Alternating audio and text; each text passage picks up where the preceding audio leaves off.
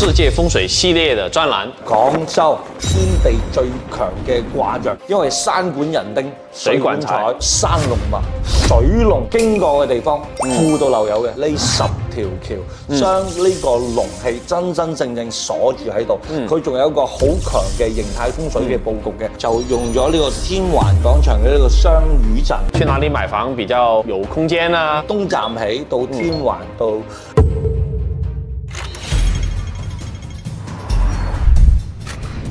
佢係通往天地嗰把鎖匙，天地乾坤皆有所發。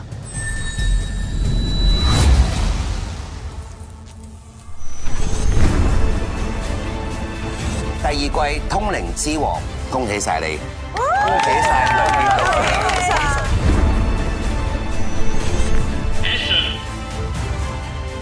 上嚟啊！聽過你啊！空則覺得攰，重則生命上面嘅問題。本嚟冇魔，聽到呢個咒語，你做乜嘢挑釁我？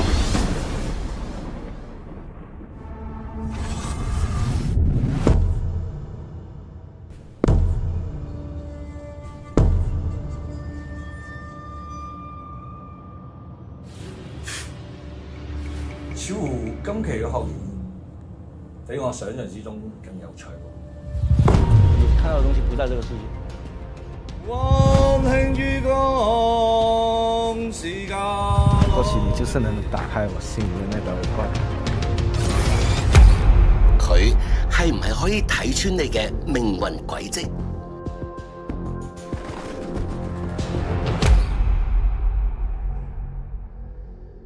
？Hello， 大家好，我係風水。Hello， 大家好，我是子耀。師兄啊，我們之前講過了朝鮮啦、韓國啦、日本啦、馬來西亞啦，好多個國家的風水哦。係，下次我們做風水系列的時候，我們就去到現場。冇錯，實景。好，好，那今天師兄要不要跟我們講一講比較特別的城市？巴黎啦，不如廣州吧。因為我們現在在廣州嘛，因為我們在廣州，所以我們講廣州。我相信很多的朋友們呢都想知道，我在廣州，我作為廣州人，哪裡的地方風水好啊？去哪裡買房比較有空間啊？未來的發展怎麼樣啊？佢點解可以成為1000年嘅一個貿易港口啊？哪怕係鴉片戰爭之前，佢已經打開咗呢個世界嘅格局㗎啦。世界上面有3個城市係從古到今，佢嘅條中軸線都冇變過嘅。哪3個？一個係亞歷山大，亞歷山大。一個係羅馬。羅馬係咪非常之大？一個係廣州。哇嚇！咁我覺得呢個一定係我哋有一個好重要嘅點喺度。就係佢嘅龍脈。廣州，佢自古以嚟3環水抱。九龍入州，所以從山龍脈同埋水龍脈嚟講，佢都係一個得天獨厚嘅城市嚟嘅。咁啊，廣州離唔開嘅話咧，就係一個山，因為山管人丁，水管財。最熟悉嘅就大家都知嘅，越秀、白雲山加越秀山，其實2個都係同一脈嚟嘅。咁呢一個咧就為成個廣州打開咗佢嘅山龍脈嘅格局啦。呢條山龍脈，就算古代有人話秦始皇去斷過佢個脈，但係佢個氣勢依然係中國3大龍脈裏邊嘅重要不可或缺嘅點嚟嘅。南贛龍呢條南贛龍經過昆侖，行過雲貴村嚟到廣州結咗穴，呢條龍依住越秀山衝出去，經過嘅地方富到漏油嘅。你知唔知佢經過咗邊度？我猜一下，如果從雲貴高原下來啦，然後一直過來這邊啦，廣西有份啦。OK， 好啦，咁啊，我哋答非所問啦。佢經過我哋廣州嘅地方咧，嗱，呢條龍脈。你知唔知究竟呢條龍脈經過咗邊度咧？我覺得北京路肯定有啦，係天環啦、鄭家啦，對吧？這些商圈嘛。你啱先講咧，其實帶到咗一條新嘅知識點嚟㗎。依家我哋嘅龍脈咧，其實就已經唔係經過咗呢個北京路啦，而係移到咗從東站起到天環到珠江新城，珠江新城其實呢條啦，呢一條舊龍脈到新龍脈嘅遷移咧，我覺得係充滿咗中國人嘅智慧嘅。因為你要知道，任何嘅一個龍脈，佢都有佢嘅時效性。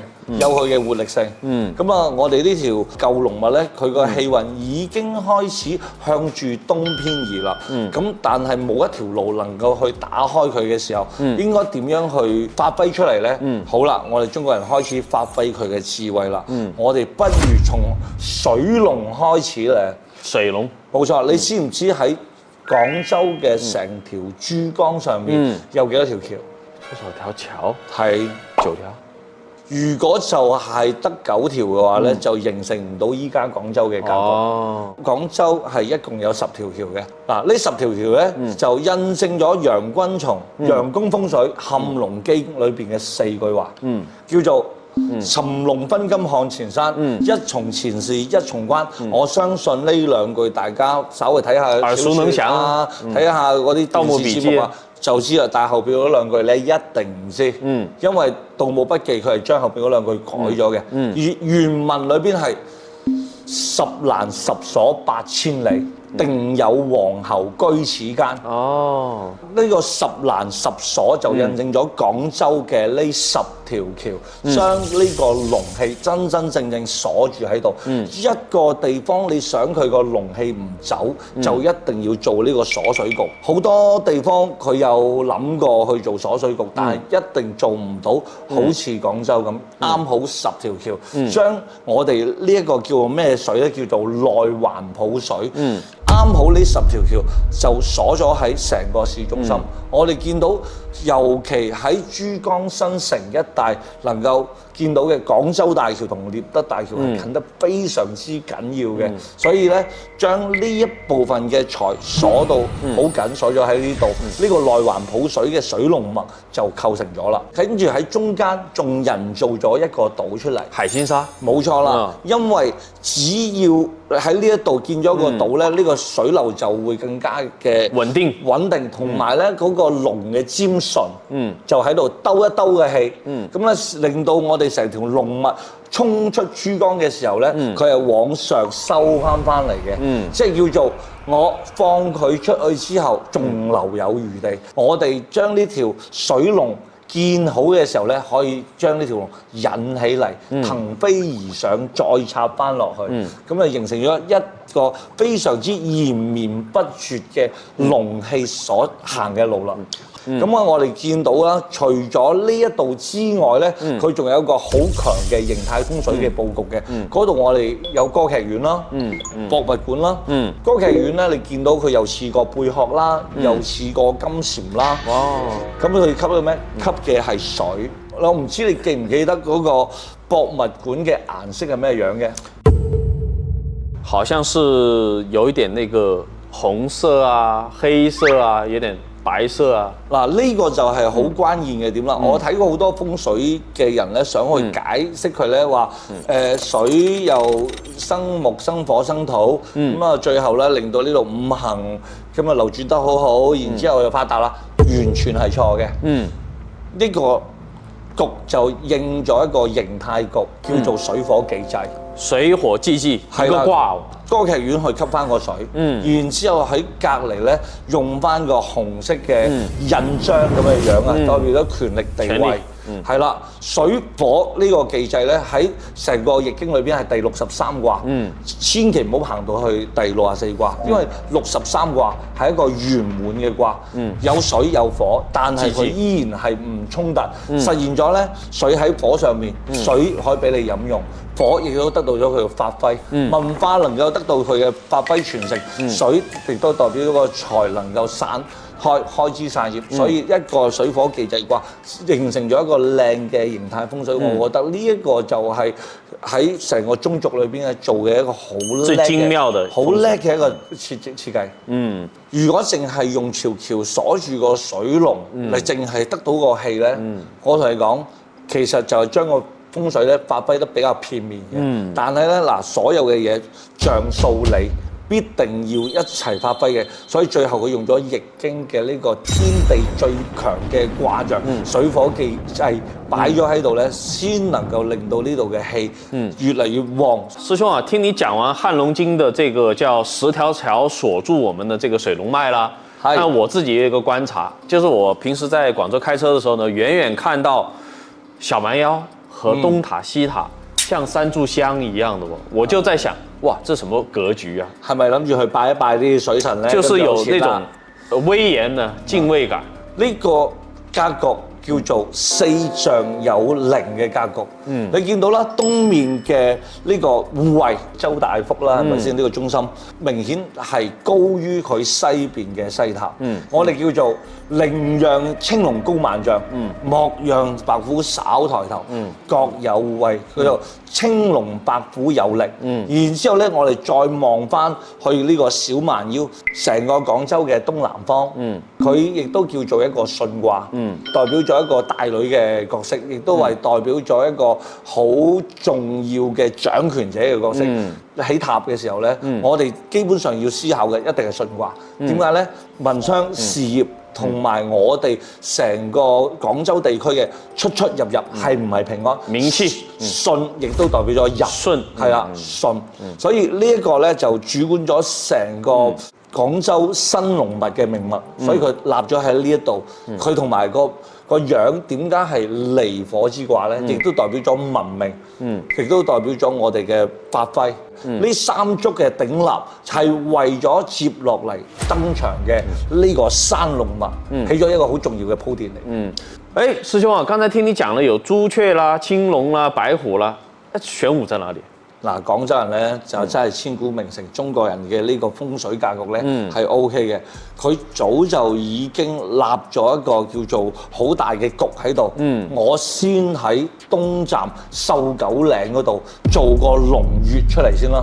如果我冇呢個龍穴，個龍點樣會停留喺度咧？個龍氣點樣過嚟咧？延不過嚟。冇錯啦，咁佢哋就好聰明嘅咧，喺嗰度建立咗一個火車站叫做東站。佢嗰度咧有個好靚好大嘅一個廣場，平地係冇任何嘅建築喺上面嘅。咁咧就會令到呢座山喺向前行嘅地方咧，有個地方可以棲息，讓龍氣停留。好，你以為我哋東站就形成咗一個咁靚嘅山龍脈？其實唔係嘅，呢個只不過係第一個。喺風水上，我哋話三生萬物先會有更加強嘅一個能量嘅。第二個穴位其實就直接去到廣州天河嘅體育中心，你見到呢個竇咧就真係好似一個穴位俾個龍棲息嘅。所有嘅氣，無論係水氣佢要停留，山氣佢亦都要去停留嘅。咁再去到第三個啦，成功嘅地方咧，其實就係做咗一個天環廣場。點解咁樣講咧？其實原先喺天環廣場嗰度做嘅所有嘅商場都唔係倒閉啊，就係出一啲叫做問題啊，就用咗呢個天環廣場嘅呢個雙魚陣，令到個龍脈咧可以更好咁去遊走到去我哋成個海心沙嗰邊去。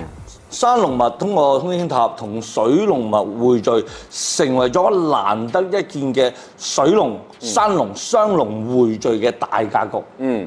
哇！今天聽師兄分享了這麼多廣州城市風水的秘密呢，真的是讓我大開眼界。那麼如果說大家想聽到你自己城市風水的這個故事，歡迎大家在我們的 WhatsApp 去留言，自己的這個城市在哪裡，然後和自己想提的問題。那麼同樣也歡迎大家去報名我們的中華智慧大講堂的課程啦。好，我們本期的世界城市風水的故事第一集今天到此結束，我們下期節目再見。好，福生無量天尊。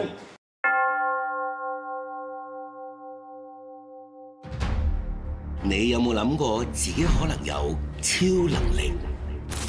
即刻邀請第一位學員。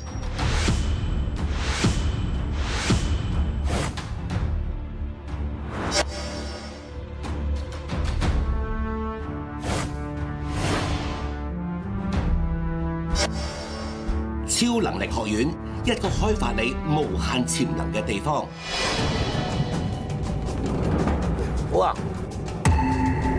哇！你唔好咁近啊，大佬！哇！你唔好咁近啊，大佬！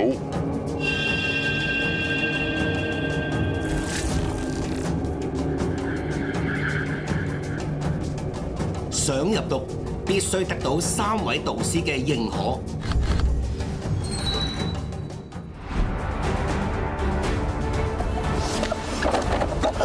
慢點，睇住睇住。你看到的東西不在這個世界。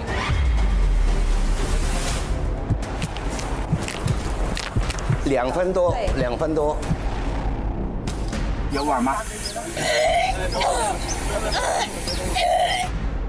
幫我綁一綁佢，我驚佢冧低。喺呢度係嘛？呢度。